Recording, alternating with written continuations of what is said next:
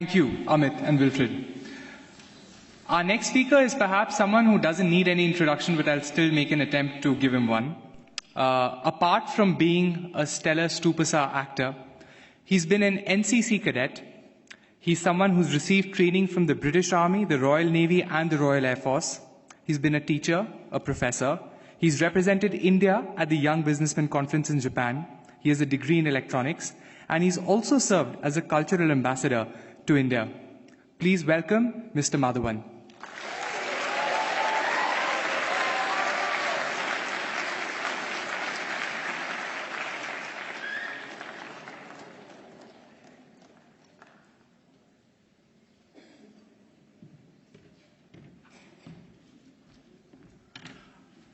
Oh, well, let me just get set up right now. Big speech.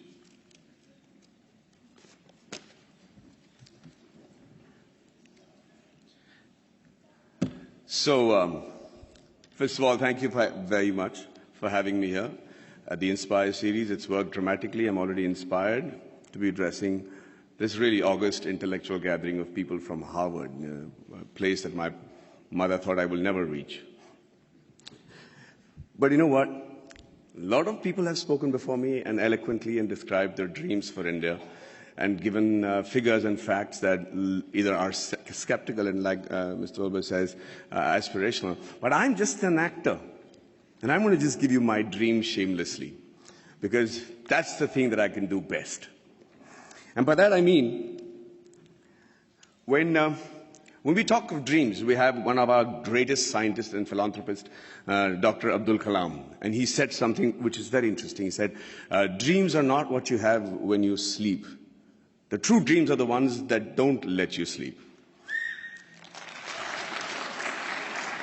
He said that when you have that dream once, it's a dream. When you have it twice, it becomes a desire. And when you see it for the third time consecutively, it becomes a passion, an aim, and a goal. And that is the passion with which I want to see this fantasy that I have for India 2030.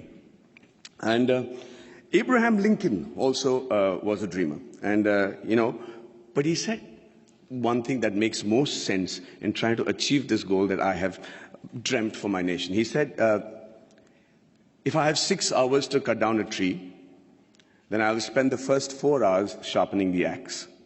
There's a great philosophy in that. In this era of instant gratification, we just keep thinking we can achieve all these goals by just tweaking this, tweaking that. It's not true. I really believe that, that a missionary zeal is required to make that quantum change that can make 2030 what I'm dreaming about right now. And just let's look at India as a country. What a unique nation, seriously. Thousands of years old of culture and tradition, many invasions, being ruled for many years, and we still somehow managed to maintain our identity.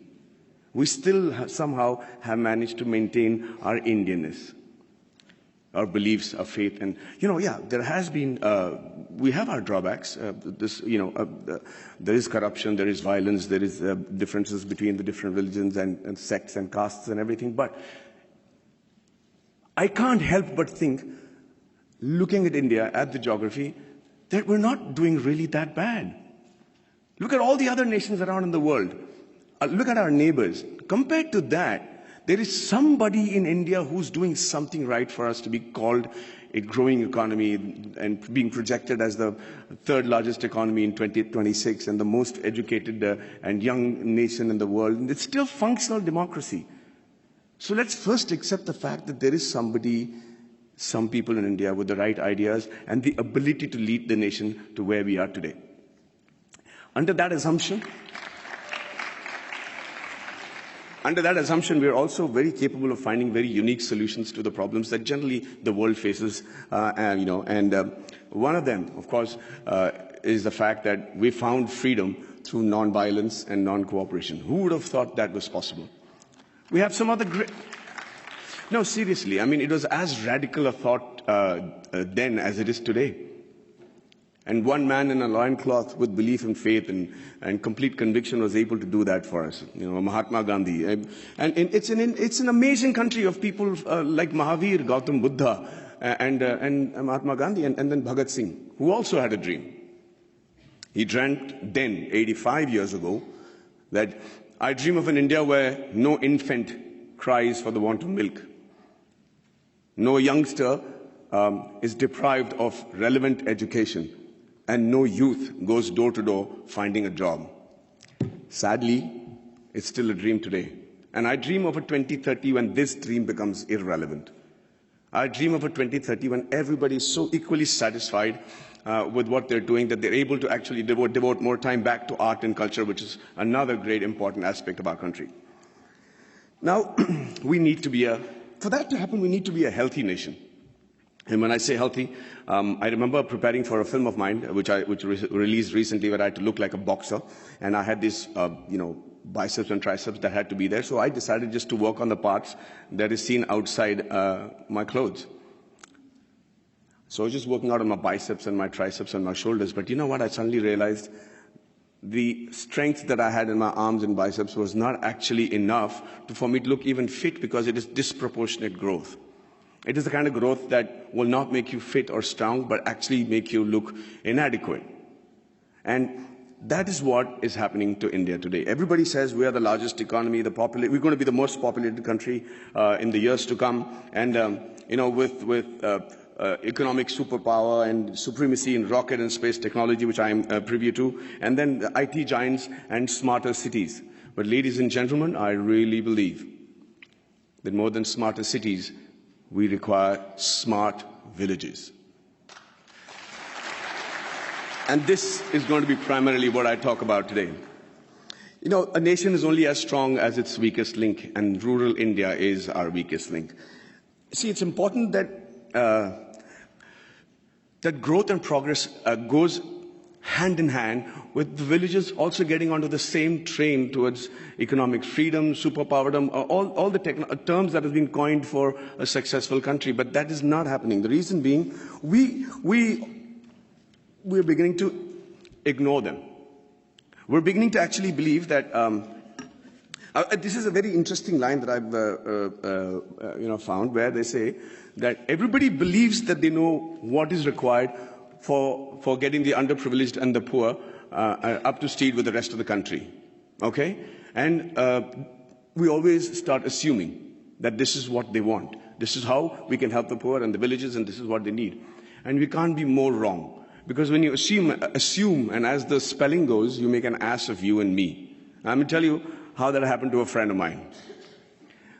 His name was, he's a very profound doctor, a gastroenterologist, and he got a call from his patient, Mr. Abdul, who said, Dr. Saab, my wife is really, really ill, and she's got a big stomach ache, and she can't sit, and she can't sleep, and she's in big pain. Can I come and visit you? And he said, yeah, by all means. And like all patients today, he has done his research, he's gone into the internet, and he said, usko ye ho sakta hai, wo ho sakta hai. And the doctor said, don't worry, let me handle it. And he checked her out, and he said, she has an infected appendix, so I have to do a surgery, and she'll be fine. The surgery was done, he was fine, and Abdul was a happy man. 1 year later, he calls back the doctor and says, sir, my wife has got a stomach ache, please do the appendix operation, she'll be fine. So Dr. Manoj said, listen, I'm the doctor, let me diagnose what I have to, please bring her to the clinic and we'll fix it up. He says, no, yes sir, fix up that operation date, we'll do it in half an hour and we'll be back, just she needs her appendix removed. So now he's losing his patience. He says, let me do the diagnosis, Abdul, bring her to the clinic. And he's still insisting, and finally the doctor lost it and he said, listen, I'm the doctor, and let me tell you that every human being has only one appendix, and I've already taken out the appendix. So please don't tell me how to do my job. Abdul waited very patiently for the doctor to finish with his assumptions, and then he shot back very meekly. He said, sir, I agree with you. Every human being can have one appendix, but a man can have two wives, right?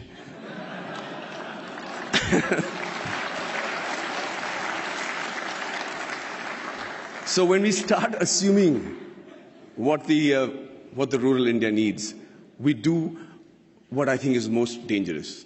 In my vast experiences of shooting in really rural Indias, and villages and small kugramams, like they call it in Tamil, really small places, I realized, shockingly, that the biggest financial burden for a person of this particular village, would you all be able to guess what his biggest financial burden is?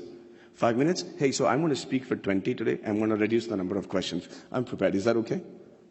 Okay, so can you all tell me, anybody, quick answers, anybody know which is the biggest financial burden for a man in one of these small villages? Sorry? Theft. Health. Okay.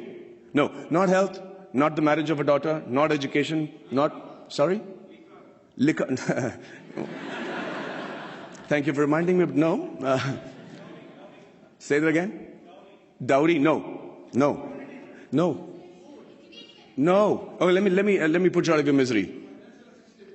No, I'm saying, what does he need financial assistance for? The answer is the untimely death of a relative, of a senior in their family. That is the one occasion he can't prepare for. That is one occasion where the ceremony demands that he spend a certain amount of money, feed a certain amount of people, use the funeral the expenditures, and that's where he takes the loan, and that's where he gets indebted, and that's where, to escape that particular embarrassment and humility of not having the ability to perform the function every year as is expected of the Indian tradition, that he decides to leave the village because he's made to feel inadequate. Lord Mickle had in 1735 had spoken in the British Parliament and said the only way to rule India is to make the men there feel inadequate. He said, and truly so, that unless he feels that what he has is lesser than what others have, you will not be able to rule him. And within a very short period, they proved themselves right. The rural India today is feeling inadequate. They're feeling that they're not even part of our country. And what happens with that is, they start then looking at opportunities in villages and saying better education, better health, better lifestyle, and no humility for not having performed the funeral properly. They decide to give up who they are and move to the cities. And who they are is what is more important for us to understand. Who they are actually the timekeepers and the bookkeepers of our deep-rooted traditional culture and stories. You should see how tradition and culture flourishes in a happy village in India. We don't have psychiatrists as a big fashion thing in India, and they still manage to maintain a great level of sanity. There's a great phrase from the poem If by Rudyard Kipling, where it says, dream but not make dreams your master, think but not make thoughts your aim. Meet with triumph and disaster and treat those two impostors just the same. It's very easy to say it, but how do you treat those two impostors just the same? The answer lies in the tradition and the culture and the books and the epics that are so prominent and predominant in our country. The Bhagavad Gita, the Quran, the interpretation of that in the subcontinent, the Bible, the Guru Granth Sahib, the granny stories. And you know how to handle the diversities and the setbacks, and you're able to sit back, reassemble yourself, come back and fight with the same glory again. And when you don't give a villager that, we're depriving ourselves of what I think is one of the most important survival tools in today's world, which is the culture and tradition. So I dream of a 2030 where rural India is as developed as the rest of the world, was as aspirational as the rest of India, and where the villager is provided with the same opportunities as it is available in the cities. And after a hard day's work, a villager is actually able to come back, sit down, have a drink, put his feet up, and start thinking about art and culture and poetry. That would be a dream that I have for 2030, a practical dream that I have for 2030. And the dreams that your parents and my parents had when we were in college, urban middle class, where everything revolved around the boy studying hard, getting into a technical college of a repute, and then getting into a reputed management college, and finally the green card. And if it was the girl, then it was a spouse with a green card. I dream of a 2030 where students the world over will dream of a blue card, will dream of having once actually come to India and study and imbibe the knowledge that we have as a nation. It used to be true. We were the first university in the world. Nalanda was a university where people came in from far and wide. So it's not a pipe dream. It's a practical dream that I have, and I think that's easily attainable. And finally, before I wind up, I think I dream of a 2030 where we have a meritocratic electoral base which selects its leaders and whose leaders believe that it is more important to serve with a missionary zeal to serve the nation rather than rule it. You know, there is another stanza from the same poem which says that if they have the ability to talk to the crowds, yet keep your virtue, walk with kings nor lose the common touch, if neither good friends nor foes can hurt you, yet all men count with you, but none too much. If only the politicians understood the gist of that line, we would have a progressive country by 2030 where we'll all be proud of not just the way the country is running, but also proud about our politicians. And finally, you know, I'm an actor. And the dream that I have for myself is that in 2030 I'm as relevant, I'm as handsome hopefully, but if age was to catch up, then they probably would have mapped my face by then and used technology to make me look as young or old as the role desired me to look, and I'm still able to romance the pretty young things that will be part of the industry in 2030.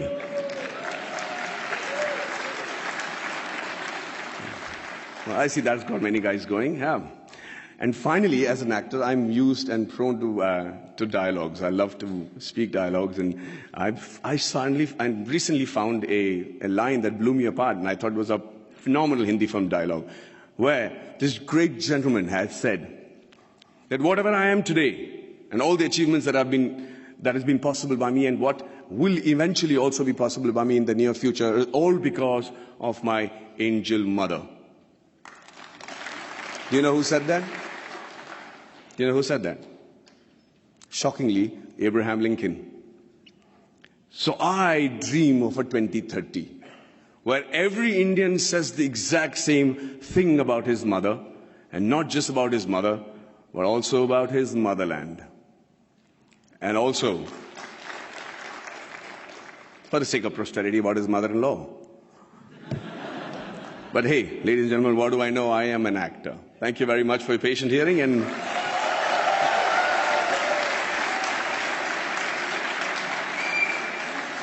if I'm looking wise enough, I'm open to questions. Okay, wait, okay, is this, okay, it works. Okay, sorry, I wrote my question down. Okay. Give us some water. Okay, sorry. I've been trying to do this for 2 days. I've been low-key stalking you. Okay, first of all, I want to say I'm a huge fan. I wrote it down. I look weird. Okay, first of all, I'm a Tamil American, but I grew up on Ale Payute and Menale, and I'm like a huge fan of yours. And I have a question, and it is, given that you have, this is an actor-related question because you're an actor, given that you have done a very good job at portraying diverse aspects of the Tamil experience in Kollywood, in recent years, Bollywood actors have started trying to represent South Indians, especially Tamils and Tamil Brahmins. Would you be interested in or feel pressured into taking on a stereotypical South Indian role if offered to you? Do I dare ask her to repeat that? Because I couldn't hear you properly. I'm so sorry. No, just if you, I understood just the question. If you can tell me, okay. Please. Sorry. Okay. Would you be interested, if offered to you in Bollywood, to take on a Tamil Brahmin or a South Indian role in general? Will I be willing to take on a South Indian Brahmin or a Tamil role in a Hindi film? In a Bollywood film? Is that what your question is? Yeah. Of course. I mean, if the money is right. But would you be like worried about like maybe being in a stereotypical like? No, I think, you know, it's a very honest question, but I think this stereotypical is too burdened a word for everything that we use today. You know, it's politically correct and everything, but it doesn't really have any effect in my opinion, because I'll tell you, I have to listen to a story, I have to be convinced that this is going to work for my audiences, and I have to be convinced that the producer is able to pay me by the end of the day, and lo and behold, I am a Tamil Brahmin in a Hindi film, no problem. Really. Well, thank you so much for your for the excitement. Okay. Hi. Hi. So I actually wanted to ask you this yesterday, but there was like a mob, so... So this doesn't qualify. This is yesterday's question. Yeah, exactly. So my name is Pranati, and I actually grew up in Mumbai, like a lot of other people, and watched a lot of your movies. And I'm a vegetarian as well. Okay. So I really admired how you advocated for animal rights. But my question's actually about Three Idiots. So you spoke about how a lot of your acting roles was based on your experience. So I was wondering, because Three Idiots really does touch on a really important point that in the Indian education system, there is a lot of pressure, and this pressure can result in a lot of suicides by students. So I was wondering, how did your personal experience, because you did mention how you knew from the start that you did not want to be an engineer, so how did you channel that into your acting? Okay, so thank you for the question. See, the thing is, what I tried to show in Three Idiots was actually what happened at home. My dad was distraught that I didn't want to pursue engineering as a career or even join an engineering college, and I had to tell him that I knew what I didn't want to do is not become an engineer. But let me tell you this, the thing that we said about in Three Idiots. I do agree that there's undue pressure on the education system and amongst the families for their children to excel. But that's not necessarily bad. I think it's important to have pressure at that age. I don't think that an examination and failing an exam because you're not able to reproduce what you remembered at the right time, at that particular moment of time in your life, is a measure of how successful you will be the rest of your life. But it's also a measure of your tenacity to be able to reproduce that under pressure, which is going to be something that you'll be doing every day of your professional life. So, yeah, let's not underrate that pressure. But at the same time, I think it's important for parents to know that that is not the be-all and end-all, and that is not a death warrant that you've signed just because you flunked on a particular subject. Thank you. I'm done. Well, thank you so much for the patient hearing, and have a great evening, ladies and gentlemen.